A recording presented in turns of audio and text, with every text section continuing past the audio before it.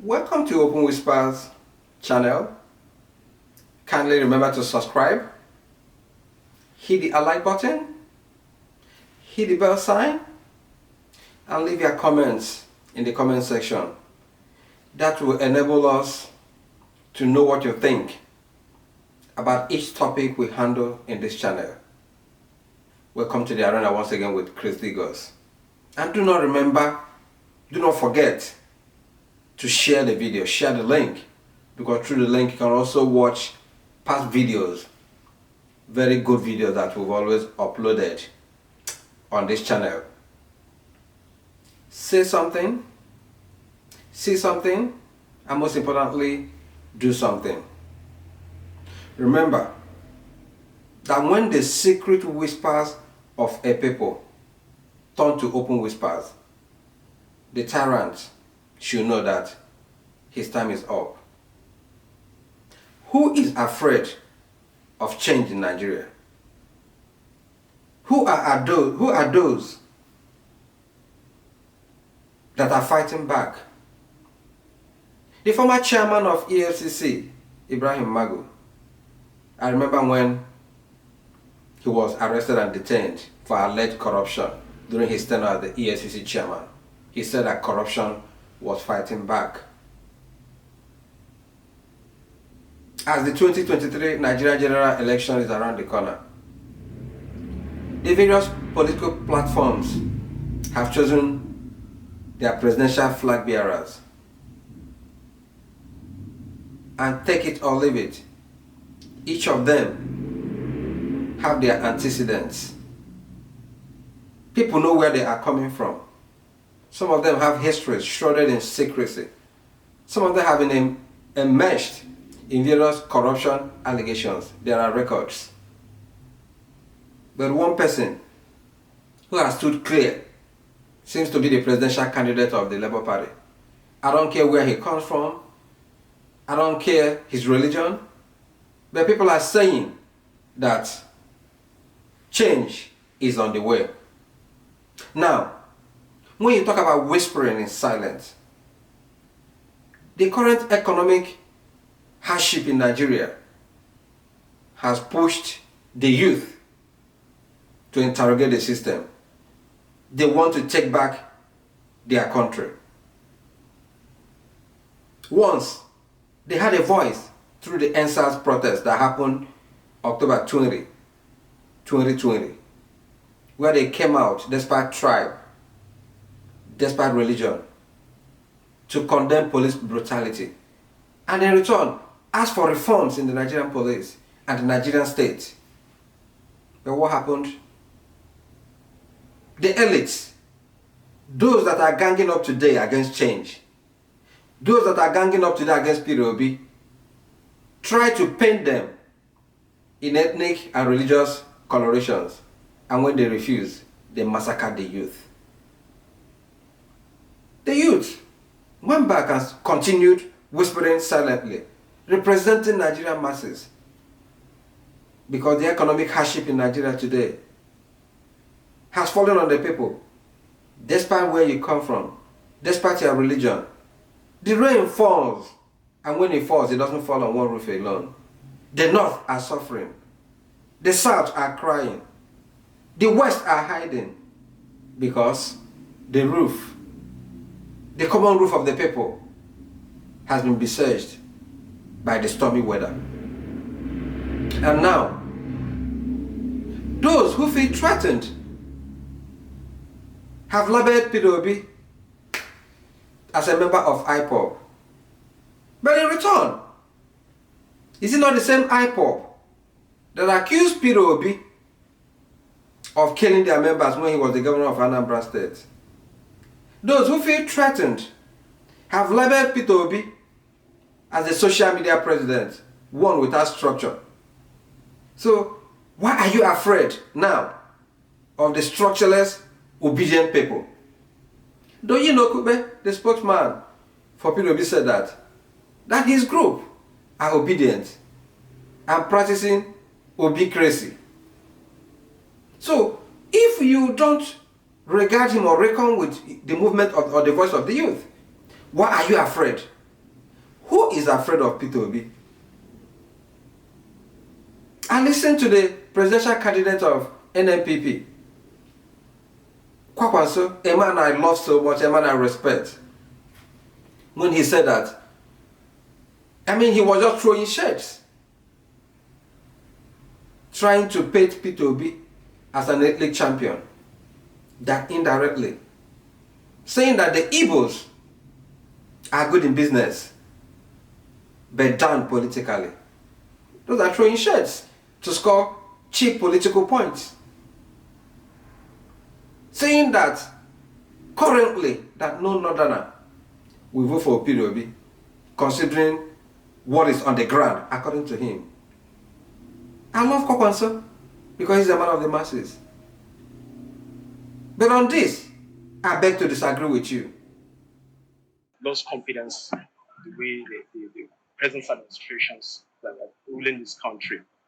So if that will show that will show you that this time around it's not about tribalism, it's not about sentiment, it's not about religious affiliations, it's about competency. So we are looking at a candidate that can bring a desired change that will change the situations of the economy. What happens? Why do we have excess amounts of kidnapping, banditry in the north? Because the economy of the country is bad. When you desire change, it will come with a list of how you want to make the change. Before, we used to be between the devil and the deep blue sea, between APC and PDP. You don't have other option than to either vote for PDP or APC, or you climb a fence and sit on it. God has provided us a platform, options, with a driver that has proven integrity. Things that we have seen so far. Previous administrations, the youth were not so enthusiastic about getting their PVCs because we already know the way things will turn out. You vote, your vote doesn't count. But as it stands now, the youth have woken up. And the future that we have been promised right from primary school has come. And so we are ready to take it. I see from the turnout of those that are going for their PVCs, you see the numbers of youths. They are mostly youth. So we are tired of all these old people. What is on the ground? That the president of Nigeria he was on his way to the northeast, his home state, and his advanced entourage was attacked. That in Nigeria today, Kuje prisons has been attacked, and Boko Haram terrorists, those that were arrested, released. What has it got to do with the southeast? The rain falls. It does not fall on one roof alone. The insecurity in the southeast is the same insecurity all over Nigeria. What has it got to do with the southeast? Those who are attacking Peter Obi, is Peter Obi the only presidential candidate? Yet we say he is structureless. Now, let's talk about this structure. That he understands how corruption is perpetrated in Nigeria. Very quickly, I'll tell you, there are 7 different ways. First one is inflated government contracts, which is responsible anything between 55 to 65% of the quantum of corruption. Second one is unreported, unremitted revenue. The third one is extortion, from the 50 naira collected on the roads to the multi-million dollar deals that are done before anybody could see the president. Fourth one is conversion of public property into private. Fifth one is misuse of security vote. The way you had it before is the way you still have it today. Sixth one is wastefulness, criminal wastefulness. Anything you can create to spend money recklessly on. Include the reckless, undue use of private jets and any other instrument of government that is wasteful. It is corruption. The seventh one is undue influence of fraternity and relationship which we call influence peddling. The structure we are talking about in the Nigerian political elite, or the political structure, you are talking about structured corruption. You are talking about structured ineptitude. You are talking about structured disobedience to law and order. You are talking about structured nepotism, where the best is always rejected. A system that is always throwing up mediocrity. And that's why Nigeria is where it is today. Change is on the way. And regardless of how you try to paint Mr. Peter Obi, he will always tell you that the records are there, go and verify. I listened to somebody who said I think his name is Shehu Maladi, chairman of Dialogue Group, who is criticizing why Obasanjo, the former president of Nigeria, is supporting Peter Obi. And I question what he has said. In as much as he has the right to air his views, and I respect that.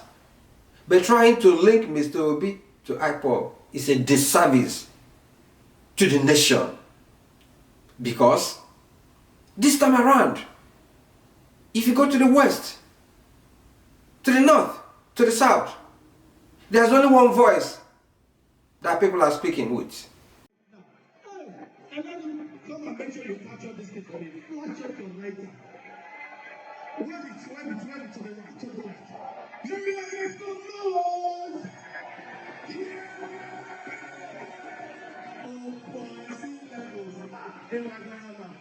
If you are on this also, make some noise!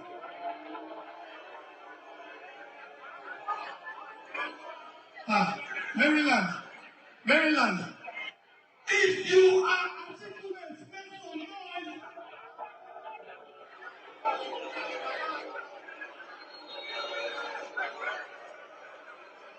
Ladies and gentlemen, if you are obedient, make some noise!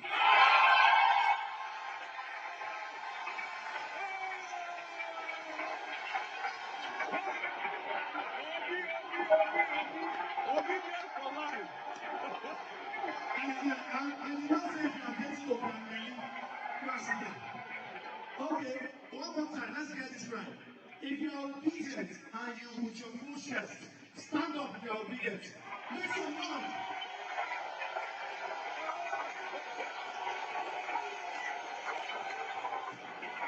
Make some noise one more time. And that is that of change. Real change that is on the way. And regardless of what anybody says, the name that I'm hearing that Peter Obi is throwing up as his running mate, if that is true, then here is the real deal. Change is coming to Nigerians. And those who are fighting this change are those who are against Peter Obi.